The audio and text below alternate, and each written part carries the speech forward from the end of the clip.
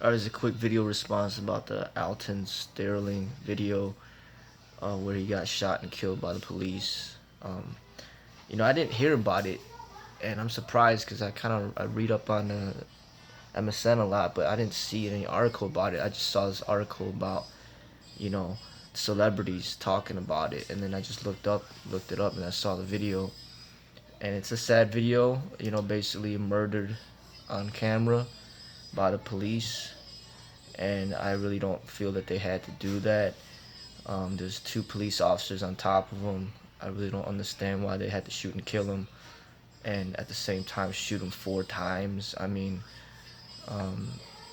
it seems like they had him under control, and that wasn't necessary. I mean, they had tasers. They had 2 against 1, and it's basically just a murder, that occurred, and on camera, and it's just, he had a gun lawfully. He lawfully was allowed to carry, and even if he wasn't, even if he didn't have a gun on him, I think the same thing would have happened because they always say things like, oh, he was reaching for his gun and then he ended up just having a cell phone in his pocket.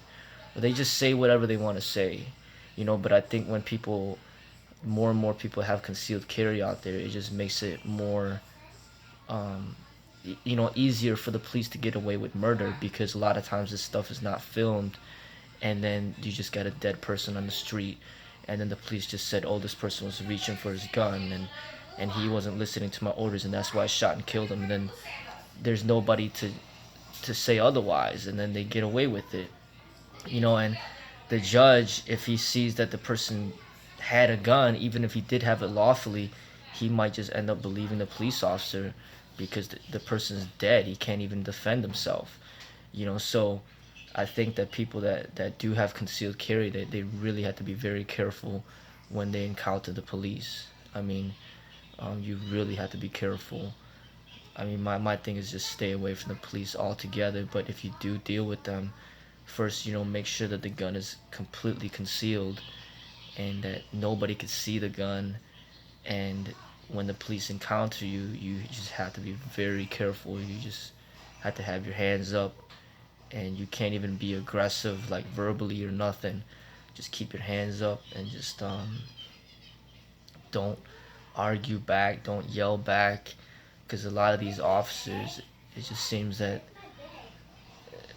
they're they're just very scared for their lives, and no matter if you're reaching for a gun or your cell phone or a pen or just have your hands in your pockets, they get so paranoid, and they're so ready to shoot, and there's just a lot of discrimination and racism, and they're in fear, and this is a very sad thing, what I mean? Like, all I could do is just express, the wrongfulness of it, and hopefully get people pass on the word so then they could see like this is just wrong, and maybe hopefully somebody would do something about it. But I think the more people that know about it, the better. So then it puts pressure on the government and the people in control and power to do something. Because if these two police officers do get put away for murder, then maybe that will make other police officers think twice before they pull that trigger. Because you're taking away another person's life there. It's not just, it's not just like tasing them. I mean, some officers even killed some people from the taser. You know what I mean? Like, so that's all I gotta say. Maybe the thing, a lot of these officers just need more training, more proper training, how to handle situations without resulting in the use of lethal force. There's just a lot of lack of training out there. A lot of a lot of officers that are just unqualified for what they're doing, and this is one of the sad results of that, of that situation.